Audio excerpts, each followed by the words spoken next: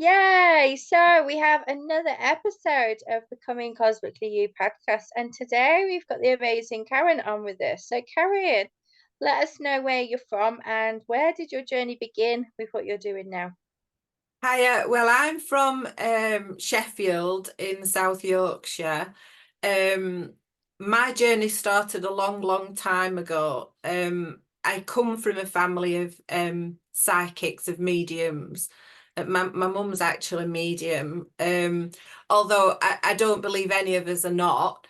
Mm, But it's whether we're kind of like awake to it, or whether we're completely closed off because of how we came. um but it wasn't something that we really talked about a lot when I was younger. I had experiences when I was a lot younger, but I just assumed that everybody else had the same things. I didn't realize mm, it were anything different. And my dad was kind of he's more of a don't really accept it, although he's getting better now he's got older. mm, um it wasn't something that we talked about, so I can imagine that my mum really felt quite isolated when she was younger, because she's had these experiences since she was about 4 years old. mm, So with me, it were a little bit older, but it was just kind of like things, like when I closed my eyes, seeing faces in colours and things like that. But I just thought that everybody were like that. I didn't realise it were anything different. But I was mm, very, very shy when I were growing up. So I wouldn't have talked about it, even if it were all right to talk about it, because I wasn't a very confident person. My confidence has come as I've got older and mm, through my life experiences. Um, yeah, so I've had a lot of personal experiences, a lot of negative experiences as well as positive experiences, but the negatives have been the things that have kind of molded me into this person that I am now. And I've always had a thirst for knowledge, so I'm what you call a perpetual learner. mm, I question everything from cosmos to healings to all sorts of different things. I'm always wanting to learn a lot of different things mm, and have these light bulb moments. So I kind of created my own path in a way that everything that I've learned over years, all the qualifications that I've gained over years of just, when you're doing them, you don't understand why you keep being drawn to these things. And it's like in your human head, you're thinking, oh well, if I do that, I've got another qualification, maybe I could go down that road, and then it don't kind of happen. But as I've got older and coming more into my consciousness, my psychic abilities, I realized that all of these things were there for a reason, because it was what was creating this person that I am now, this woman that I am now. And it's not complete. It's a perpetual journey which will follow me till I go back to where I've come from, mm, and probably come back again and do more of it. But it's something that I can't explain the passion that I have for it and the emotion that I have for it. And the empathy. The empathy is a very big thing for me, because as I've kind of evolved, I've found myself becoming more and more um, tuned into people's feelings. mm, And it's not that I wasn't before, but I seem to have had a better way of dealing with it. And then I've gone through this process of actually really feeling it and getting very emotional about other people's journeys, and mm, uh, that feeling of, like, I just want to help people. I just want them to experience what I experience, and find that happiness, that joy. So yeah, it's been I think probably back in around 2011, 2012 was the point where my ability started to kick in more, and I started to become more in tune with who I was. And then it just keeps evolving. So I'm finding it really difficult because at the moment I'm trying to write a bio about myself, Hmm. and I'm really, really struggling to do it because I can't pigeonhole myself into one specific thing. So Hmm. when I'm trying to write a short bio, I feel like I'm missing the points of who I am, and Hmm. it's been taking me, I've been at it again this last couple of weeks, and it's like, I don't know what to do. I don't know what to say. But, I think it's just because I'm evolving. I am a light worker, and I've been on this journey, as I say, for a long time of this awakening to consciousness and being part of the collective that is supporting others on their awakening journey. So I work very much with fifth dimensional chakra system, the 15 chakra system and aura. And I've done a lot of, I am a healer, but I've done a lot of different things as well, that's kind of pulling into what I'm trying to deliver to people, how I'm trying to support people. I'm a clinical hypnotherapist as well, which has helped because that was a journey that I took about 4.5 years ago, 4 years ago, that I didn't even know that I were going down that road because I were already a meditation teacher and I were already running a spiritual a development class, but it was like the girls in the class that were saying, you'd be really good at that. And then when I went into it, we're like, gosh, well, this is what I've been doing all this time, and it's like, Hmm. wow, just these light bulb moments that keep happening. But I absolutely love what I do. I really do. I love that. I love that. So what was it like for you being brought up by mum who's a medium? Were you aware of her gifts or? Not when I was younger. It Mm, was kind of more I can't pinpoint an actual time when I became more aware of her abilities other than as I got older and more independent. I used to take her to a lot of mind, body and spirit events, and we used to go and have a lot of readings and things like that. So I would say that was probably round about me being about 18. mm, And it kind of quite a few years ago through my hairdressing business. Um, I've I've met I've been hairdressing for 44 years, so I've met a lot of different people over that period of time. And it wasn't something that I used to talk a lot about because I didn't know whether people think I were a bit doolally if I said anything. And it was just like this weird experience that happened where people started coming and they started saying different things, and it's like, mm, oh, they do understand that, so I ended up sort of organically talking about it. And basically what happened at that time, I was married, and I decided to go to an MBS event. My ex-husband took me there, and when I came back, I ended up talking to one of my hairdressing clients about what had happened, and I'd said I was a bit peeved because I was the one who wanted to go, and the audio that I received from the lady who gave me a reading, I couldn't hear anything other than chatter. And my ex-husband had been and sat with someone else at the same time and got this really clear reading. And I thought, well, he didn't really want to do that. So I felt a bit peeved about it, and I was telling her about it. And then we got on about my mom and an experience that I remember my mum having when my granddad passed. And my dad was he was working nights at the time, and every time someone was due to pass, someone would come to my mum to mm, try to tell her.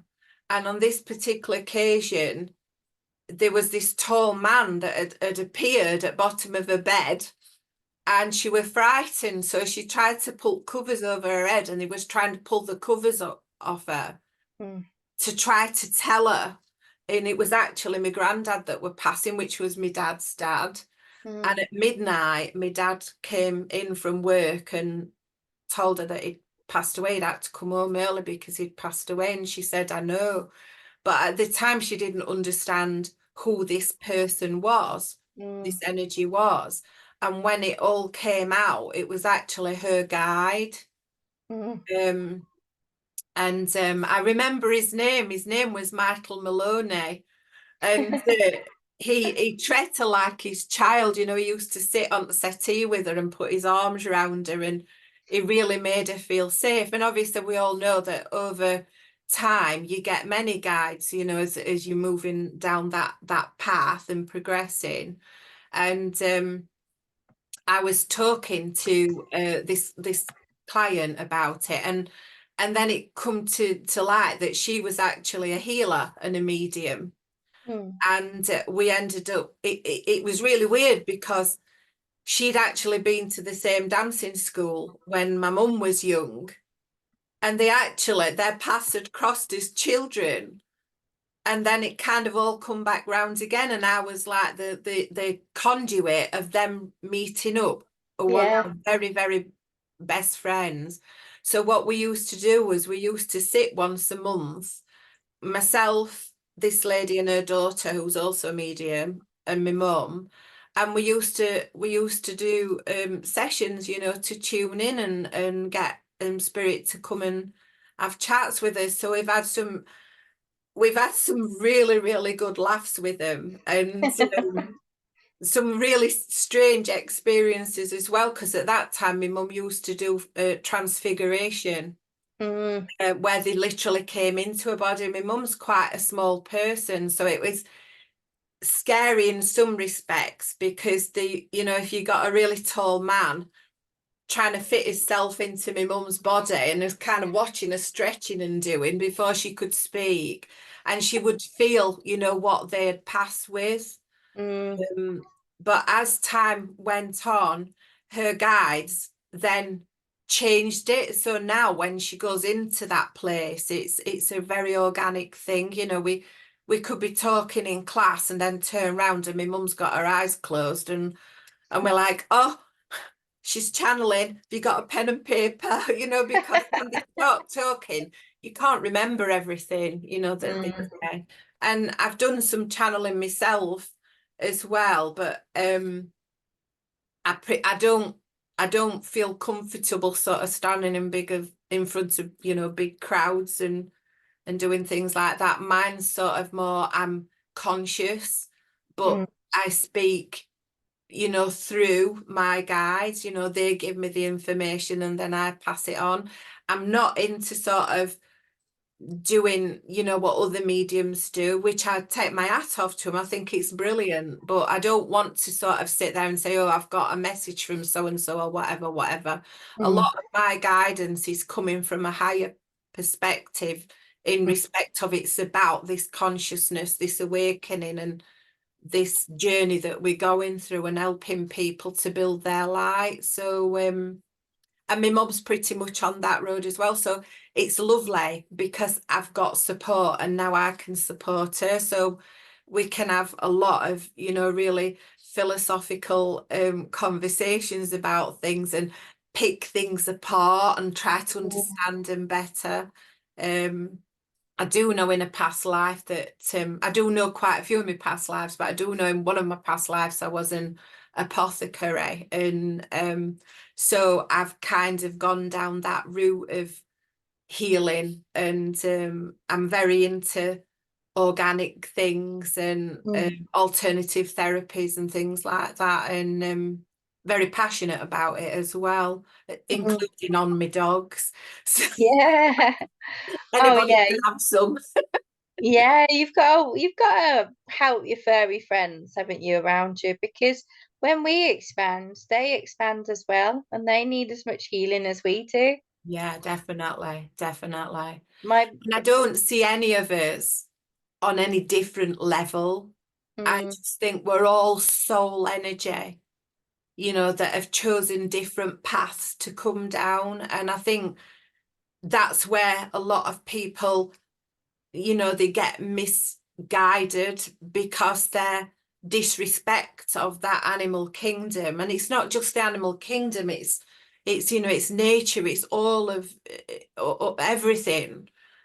You know, they kind of get misguided down a path of seeing these animals as lesser beings than us, but yet they're teaching us as much as we can teach them.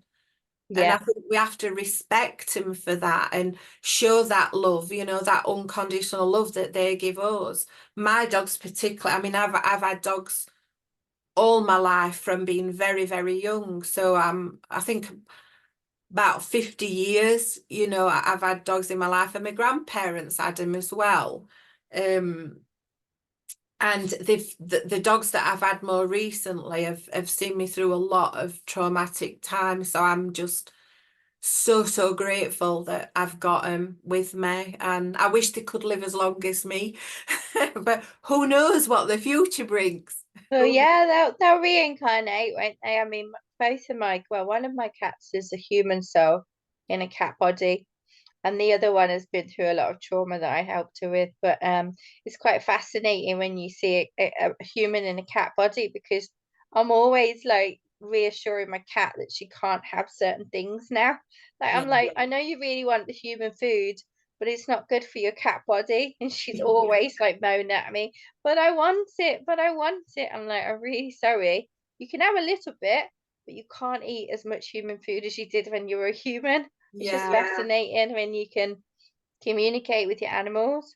Oh yeah, that's one of the things that I like is I've got a way of communicating them. But what I'd really have liked, and I keep saying to my mum, because my mum can actually, she just puts her hands on them and she can hear everything they say. You Mm. know, there's a lot of personal things that my little dog, my oldest dog, has told me mum. It's like, that's supposed to be personal. You're not supposed to tell other people. You know, but it's like I have to be more careful about what I'm saying in front of him now. But Yeah. these two dogs are very bonded, you know, and they don't like being separated. So it's lovely, you know, to see them. Rose's the smaller one of the two. She's a whippet cross border collie, but she actually looks like a small whippet. Mm. She's the older one by 14 months. The other one, Mia, who's just disappeared, is she's a Labrador. But Aw. Mia treats her as her baby. So when she has a drink of water, she literally licks her mouth dry. And sometimes it's funny because you can see Mia thinking, oh, please not again. And she's doing this with her mouth to get away. And Rosie gets the paw on her head and she pulls her head down to force her to keep still. And I keep saying to her, Rosie, she doesn't want it. And she's like, I don't care. I'm a mum. I've got to clean her up. Yeah, they But were definitely related in a past life, I'm being told. That's why they've got that bond. yeah, yeah. Yeah, they're absolutely amazing.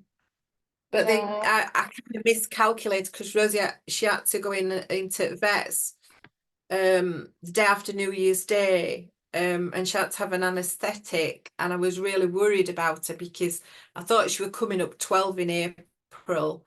Anyway, she was brilliant. She got through it and everything. She's fine. And then I realised that actually she's not. She's 13 in April, and Mia is actually 12 in August. I'm like, oh my gosh, I've knocked a year off. Put her through this experience, and I'm like, oh, thank you, God. But my mum said to me, she said, you see, you don't realise just how well you're looking after him. Hmm. So just keep doing what you're doing. But whatever I have, they have. They're on all sorts of different herbs and stuff, you know. But Yeah. um, I just treat them as I treat myself, you Mm. know. And if I want to keep myself healthy, why shouldn't I do the same for them or Mm. anybody else, you know, that I'd come into contact with? I'd do the same. Yeah. No, I totally agree. I think as well when we are activating ourselves and we're expanding and we're doing that healing work on ourselves, like our furry friends really feel it. So like they need healing, they need extra food, they need extra love. And I think people forget sometimes the almost responsibility it is to um care and guide every being that's in your awareness, not Yeah, just yourself, right? We've got yeah, a responsibility, haven't we? definitely. Yeah, yeah. I've had a lot of, I am a very big animal person, and I've had, as I say, I've had dogs particularly for over 50 years, but I've also had a lot of guinea pigs, rabbits, hamsters, budgies, parrots, fish. You know, I'm, I just feel so connected to him. Mm. And years and years ago, I used to run a business boarding small animals, because when my kids grew up, I kind of cut down on the amount of animals that I were having. It's like, life's changing now. And I thought, well, how can I get my fix? So I thought, I'll do small animal boarding, because it's a lot easier to do that than doing dog, boarding for me Mm, personally, because of my work. And I loved it, that I got that opportunity to connect with all these different ones, different rabbits. And then I used to cry when I get messages saying they passed, and I'm like, no, that can't happen. oh. But I used to sit it, because I've got a shed, and I had it insulated and decorated it all, and then had hutches inside it and put cushion floor on. Originally it was actually because I used to make cosmetics and soaps Mm. and things, so it was my workroom, but it came in handy for what I wanted to do with them. And I used to get sat on floor, and I'd get them out individually and have them sat on my knee while I brushed them and stroked them and talked to them and everything. And you just get really attached, don't you? But I think you're either that kind of person, or you're not. I mean, I have people that I think are absolutely amazing that are frightened to death, of animals. And I think Mm, if you could only just let them in, you'd mm, you'd realize just how much they can enhance your life, and the love that they give is just, it's immeasurable to me. mm, There's no conditions on it, and I think that's why we're able to love them unconditionally as well. mm, But yeah, mm. Yeah, it's beautiful. And that's where we're leading people to at the moment, when we're looking to help people evolve and activate and grow in these human bodies to be these cosmic beings. We are asking people to operate on a frequency of unconditional love, right? So it's beautiful that you brought that point through, that it's through animals and I think through children as well, to a larger extent. My kids are still young, they're 8 and 6, so they're still like in that like adorable stage right now, right? But I'm sure at some stage they'll get a bit more testing. But I always said that I didn't really know what love was until I had children, because yeah. they just love you on whatever basis, however you turn up, however you look. Although my 6-year-old told me the other day, Mummy, when are you going to stop wearing your baggy jumpers and start making a more an effort so you can look more beautiful? Wow. I know, yeah, That's, she's a total force to be reckoned with, and I humored it. I just got ready, and I thought, whatever, if that's something that she wants to see me as, that's fine. But yeah, yeah, the love through animals and children, yeah, and also through plants as well. I love connecting to plant energy as well. Like I love growing food through energy. me too. Yeah, yeah. I grew up my own veg. I'm thinking of expanding my vegetable patch this year. But Mm. my kitchen window is full of orchids. I love them amongst other plants. But every time I go out shopping, I see one. I think, should I Yeah. get that one? Well, I was like, Karen, how many more can you fit on your windowsill? They're just ticking over now. But I love to see the flowers and the colours and Mm, everything. My garden for me is it's like my safe haven. When Mm. we were in lockdown a few years ago, that's where I spent every single day. And I built myself a Japanese garden because I've got quite a big garden. And I built this Japanese garden and dug a second pond out. So I've got two ponds now. Oh And wow. I put a bridge over it and crystals round it and everything. And it's just a really, really nice place to go, you know, when you want to sit and you Mm. can feel that energy under your feet. Mm. So I'm always looking at what I can change, you know, within it. And I think the part of the problem is I find it difficult then to move on, you know, because I keep thinking about maybe it's time for me to downsize. I've lived Mm. here for 32 years, 33 years. Um, and it's kind of evolved with me. There's portals in this house as well, and Oh paths wow. that energies walk on. And you know, it's like, how can I leave this place and find somewhere that brings that same thing in for me, you know? But Mm. I'm kind of beginning to be aware that it's getting more and more difficult for me to kind of sustain it, if that makes sense. Mm. So it's like, well, I could sell house and go and live in garden, but I don't think new neighbours would like it, would they? That would be But fun. it's all right, just you know, evolving things, but then you get attached, and it's like, yeah, Mm. but how can I need to replicate that somewhere else, you know? And but I think I've come to this conclusion now that I have to just go with the flow, and Yeah. whatever's meant to cross my path, I've got to keep going with it and just keep moving forward.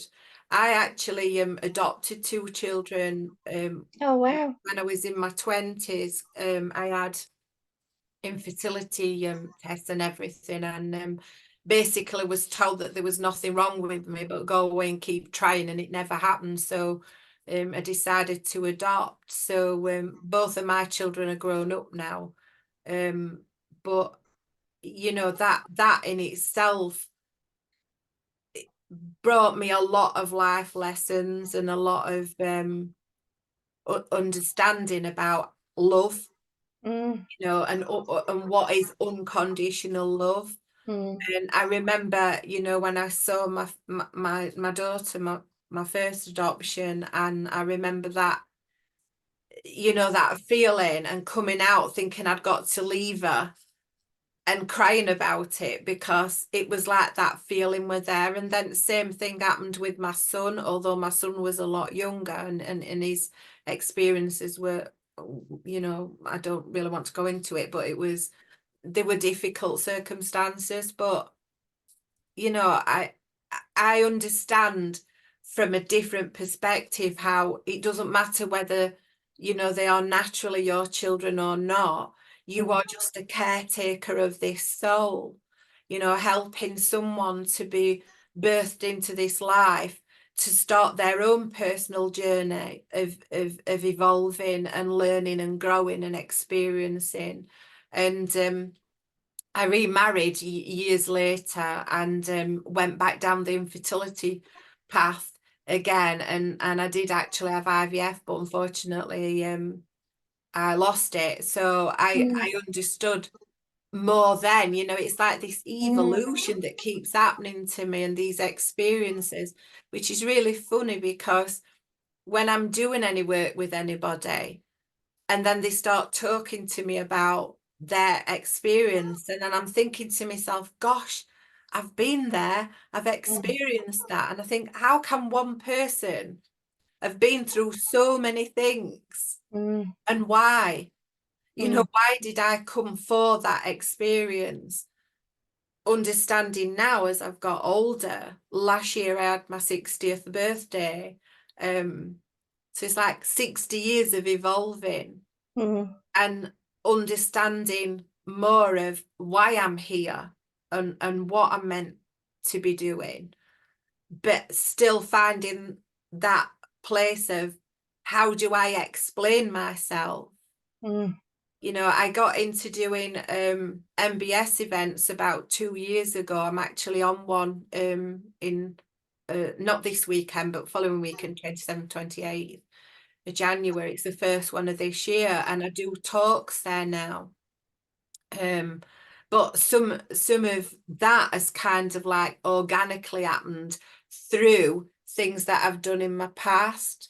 So years ago, I used to be a beekeeper as well, and I was kind of dragged in, and I'm saying dragged in because it wasn't my choice to do it. It was my ex-husband's choice, but I got interested in it, and I ended up doing talks for the local shopping centre who bought some of our bees, and we used to manage those as well as his own. And my ex-husband wasn't a confident person, so he wouldn't do any talks. So I got dragged into it, and I used to think, well, I'll say yes, and then I've got 6 months, I'll forget about it.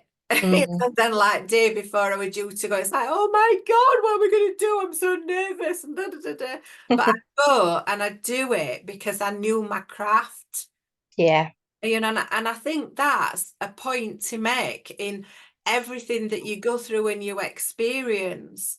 A lot of it is not about learning and qualifying. It's about learning a craft that you already know innately. And that's why you feel yourself drawn to doing that. And whether you achieve it as a qualification or you don't, there is an element of you already there. And that's why you've been pushed down that path, you know, and guided. I'm not a beekeeper now. I did it for about 7-8 years. But the knowledge that's there has now started coming into my talks, because I understand and I talk about frequency and vibration and light and everything, and understanding how the bees work in their hives, you know, and the frequencies that they give off and the healing that they are actually giving to us through their frequencies. And it's like, wow, this is amazing. Yeah. So, I love that. I love that you're bringing all the pieces together, and definitely the people coming through now that we're speaking to, especially on the podcast, are actually recreating the mold, if you understand that, are based on their own experiences, their life experience. So, one of the messages that my team, the Cosmic team, sent me was around modalities, and the fact that a lot of modalities are starting to crumble away. And actually, what we're doing now is we're creating new ways of being, new modalities based on life experiences and what you've been through. And I think that's so beautiful because it gives people a freedom of expression to just do things their own way in their own beautiful with their own experience. And I think that's like how it should be, rather than having all these rules for everything that we seem yeah, to have on planet Earth, because I don't do rules at all with me anything. neither. If it's not fun, I don't do it either. If it's a drag, I'm like, nah, won't be doing that again. Yeah, yeah. I feel exactly the same. I think we've kind of, and this is where we go into this 3D thing then, because we've kind of been drawn into this place of fear, you know, that stops us. So you could call it a program. It stops us from, you know, being able to find ourselves. But then we understand that through this awakening process that we've been going through, not just recently, but for many, many years, it's just more prevalent now because we're coming out of the other side, so to speak. I think that's why people are feeling very confused, you know, as to who they are and what they should be doing. And I find so many people that you know come to see me are talking about, well, I don't understand why I'm here, what's my purpose? And you know, I'll say to people, but your purpose is just to be. Mm, You know, that's what this is a school. We're in a mm, school. We're educating ourselves back to what we already knew. yeah. That's what an awakening really is, you know. And when we can get our human head around it and allow ourselves, excuse me, I think postman's just but That's okay. if we can get our human heads around that and understand that there is so much more to us, than just this physical body, you know, and these labels of I am this, and this, but we're actually more than that. You know, we are light, we are vibration, we are frequency. Excuse me a minute while I just. Okay.